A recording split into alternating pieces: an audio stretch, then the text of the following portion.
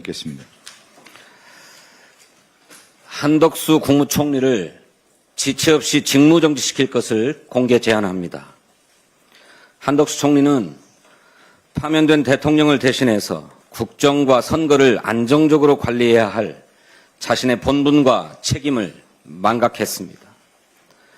42일밖에 남지 않은 대통령 선거를 중립적으로 공정하게 관리해야 할 최고 책임자가 엉뚱하게 출마를 고민하고 있습니다. 권한대행은 국민이 직접 선출한 대통령과 같지 않다는 헌법재판소의 판결에도 불구하고 차이가 없다고 강변하면서 법률안 거부권을 비롯해서 무제한으로 권한을 남용하고 있습니다. 막대한 국익이 걸려있는 관세 협상과 관련해서도 굴종적 자세로 국익을 팔아넘기려 하고 있습니다. 한덕수 국무총리의 행태는 헌법 위에 군림하는 제왕과 조금도 다르지 않습니다. 민주공화국의 국채가 인용할 수 있는 한계를 넘어섰습니다.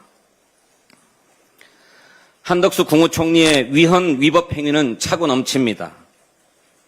한 총리는 국회가 선출한 헌법재판관을 임명하지 않아서 헌법을 위반한 바 있습니다. 뿐만 아니라 내란 특검, 김건희 특검, 마약 특검 등 법률이 정한 상설특검의 임명 절차도 이행하지 않고 있어 명백하게 법률을 위반하고 있습니다. 주저할 이유가 없습니다. 이러저러한 기우로 때를 놓치면 돌이킬 수 없는 사태에 직면할 수 있습니다. 당과 국회가 결단해야 합니다. 국무총리 탄핵소추를 즉각 추진합시다.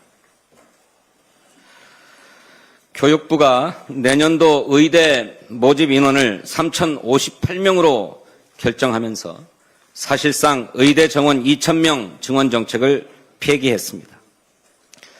지난 1년간 온 나라를 혼란에 빠뜨리더니 그냥 없던 일로 뒤집은 것입니다. 그 사이 우리 의료 체계는 완전히 무너졌고 피해는 고스란히 국민께 전가됐습니다. 응급실 뺑뺑이는 일상이 됐고 구할 수 있었던 수많은 생명을 잃었습니다.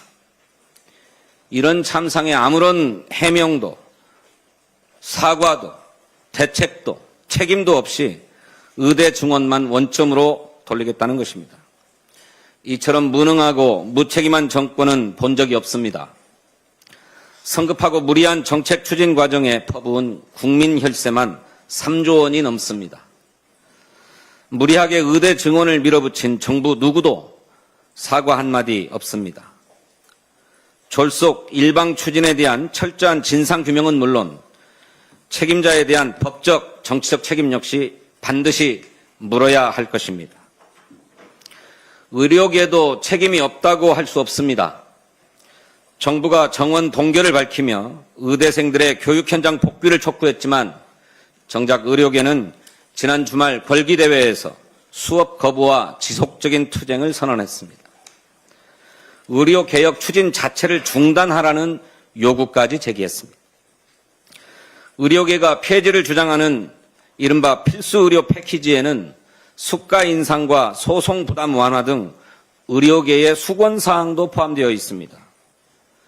필수 중증 의료 분야를 지원하기 위해서는 이런 내용이 꼭 필요하다는 것이 의료계의 요구이자 주장이었습니다.